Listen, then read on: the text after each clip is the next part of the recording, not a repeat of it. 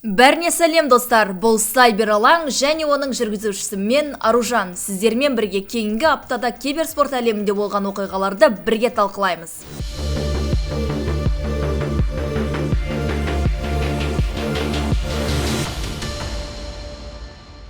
Біздің арнаның демеушісі Kingston Fury компаниясы екен естеріңізге саламыз, және біздің шығарымдарымызды жіберіп алмас үшін YouTube арнамызға тіркеліп лайк баса кетіңіздер. Маңызды жаңалық. Faceit-те қазақстандық серверлер пайда болды. CS2 үшін олар жай және премиум Faceit матчмейкингде қол жетімді. Бұл өзгерістің арқасында қазақстандық ойыншылардың ойын тәжірибесі жақсарып, пинг төмендеп және байланыс сапасы жоғарылайды деп үміттенеміз. Киберспорт федерациясы енді біздің пинг 1-ден 30-ға дейін болады дейді. Сонымен қатар енді қазақстандық ұйымдар Европадан буткемп ашуға мәжбүр емес. Ал енді Астанада мейджор күтеміз.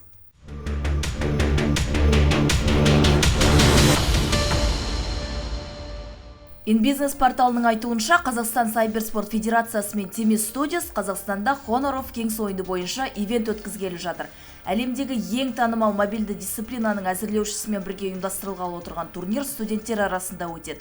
Қазіргі уақытта Honor of Kings ойыны бойынша Қазақстан University Challenger Cup турниріне тіркелу ашық.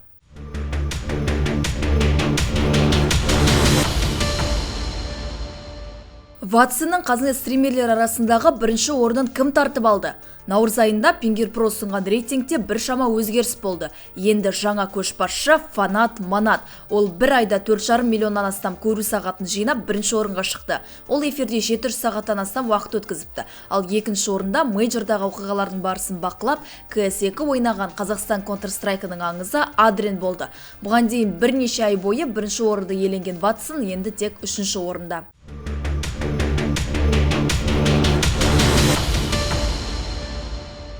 Авангард командасы кейбір келісімшарттық міндеттемеге байланысты тайм-аут алуға шешім қабылдады. Бірақ құрам өзгермейді және команда ойыншылары қазіргі уақытта өзге команда іздеуге құқылы. Ұйым ойыншыларға клубтағы жұмыс үшін алғысын айтып, болашақта сәттілік тіледі. Команда бұл әлі соң емес дейді.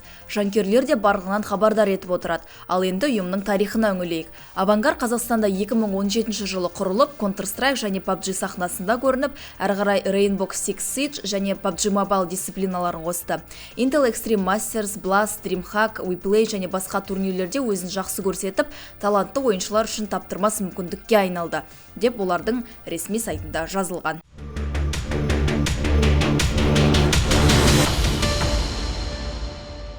Бұйыл ең көп талқыланған және күтпеген трансфер. Electronic енді Cloud9 командасында ойнамайды. Бұл хабарландырудан кейін команда ESL Pro League 19 маусымынан шығып қалды. Олардың орны SAF командасына берілді. Бұлттылар енді eSports World Cup 2024 Европалық біліктілігінде ойнайды. Турнир 19-20 сәуір аралығында онлайн форматта өтеді. Ал команда құрамында кім болары әлі белгісіз. Cybersports.ru порталы Шарипов жас перспективалы ойыншы болып саналмаса да, оның сервердегі шеберлігі әлі де таңғаларлық дейді. Оның әрбір трансфері үнемі қызу талқыланады. Осы жолғы трансферде дәл солай. Электрониктің трансфері Virtus.pro үшін керемет қадам. Оның арқасында команда құрамы нығаятын болды деп жазып жатыр. Бұдан бөлек Electronic Virtus.proға Мирдің орнына келді. Сол себепті жаңа командаға тезірек сіңісіп кететін сияқты.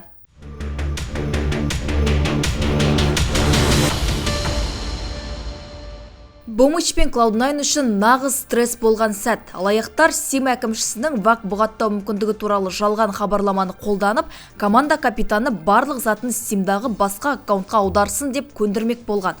Қуанышқа орай Бомыч пен оның командасы алаяқтарға алданбады. Олар тез арада турнир ұйымдастырушыларынан көмек сұрап, аккаунтты қорғау үшін қажетті шараларды қабылдады.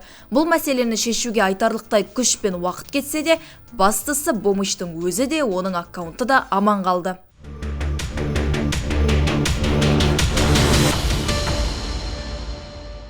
Қытайлықтар таң қалдырып жатыр. Extreme Gaming Dota 2-де Elite League турнирінің чемпионы атанды.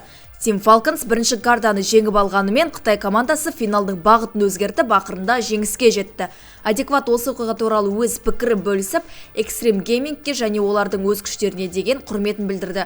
Осындай күтпеген жайттар матчты одан да қызықты етеді және Dota 2 әлемінде бірде-бір команданы алдын ала төмендетуге болмайтынын дәлелдейді. Жеңіліске қарамастан Team Falcons та керемет ойын көрсетіп, екінші орынға ие болды.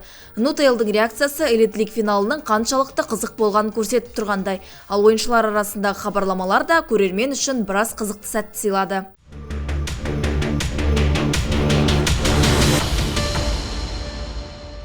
Тағы да Ченду. Қыркүйекте Қытайда Asia eSports Championship аймақтық іріктеу ойындары өтеді. Жарысқа 42 елден келген 300-ден астам ойыншы қатысады. Дисциплиналар CS2, Dota 2, Mobile Legends Bang Bang, PUBG Mobile және eFootball. 47 елден келген ойыншылар жарысатын африкалық турнирде өте қызықты болғалы тұр. Америкалық іріктеуде офлайн форматта Бразилияның Рио-де-Жанейро қаласында өтеді, ал Европалық іріктеу ойындары онлайн болады.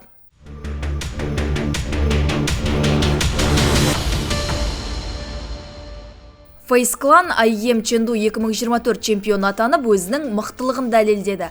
Қызықты финалда олар Маузды 2-0 есебімен жеңді. Рейн бастаған команда $100 000 бас жүлдені иеленіп IEM Katowice 2024-ке өтті. Команданы шын жүректен құттықтаймыз. Ал Мауз финалда жеңіліп қалса да $42 000 иеленді. 8-14 сәуір аралығында өткен IEM Chengdu 2024 қызықты жекпе-жекке толы болды. Сонымен қатар бұл турнирде IEM Cologne 2024 турниріне слот ойнатылды. Айта кетейін, FaZe Clan соңғы 6 айда қатарынан 8-1 турнирлердің финалына шығып жаңа рекорд орнатты.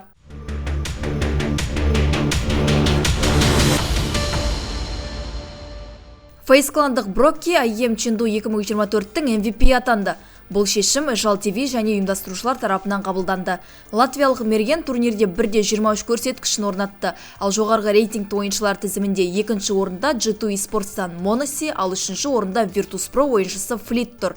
Monosy турнирді 1-34 рейтингімен, ал Fleet 1-27 рейтингімен аяқтады. Жеке рейтинг бойынша ең жақсы көрсеткішті 1-37 рейтингі бар австралистік Мартин Лунд орнатты.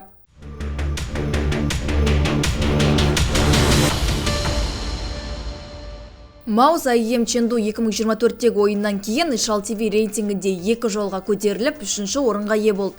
Бұл олардың турнирдегі мықты көрсеткішін растап, әлемдік CS2 қауымдастығындағы позициясын нығайтты.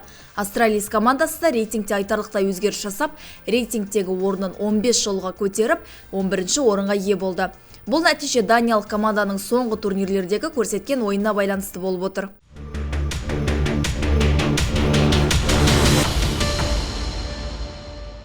Team Spirit Dota 2 бойынша Elite League турнирінде PSG Quest'ен 0-2 есебімен ұтылып қалды.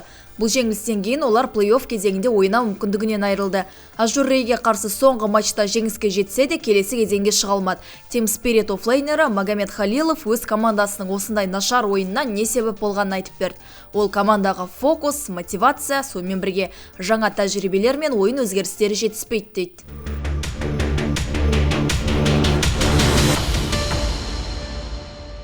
Aurora Gaming CS2 бойынша Sky Sports Masters'тың гранд финалында OG командасын жеңіп сенсация жасады. Матч 3-1 есебімен аяқталды. Aurora Gaming Anubis Ancient және Overpass карталарында жеңіске жетті. Бұл жеңіс Денис Жуковтың командасының қалтасына $105 000 әкелді. Екінші орын алған OG $70 000 алды. Ал үшінші орын Betboom Team командасына бұйырды. Олардың жүлдесі $52 000 ақш. Енді Aurora Gaming Sky Sports Championship 2024-ке дайындалуда. Команда енді үлкен жүлде ғана емес, өз қабілетіне деген сенімділікке де ие болды.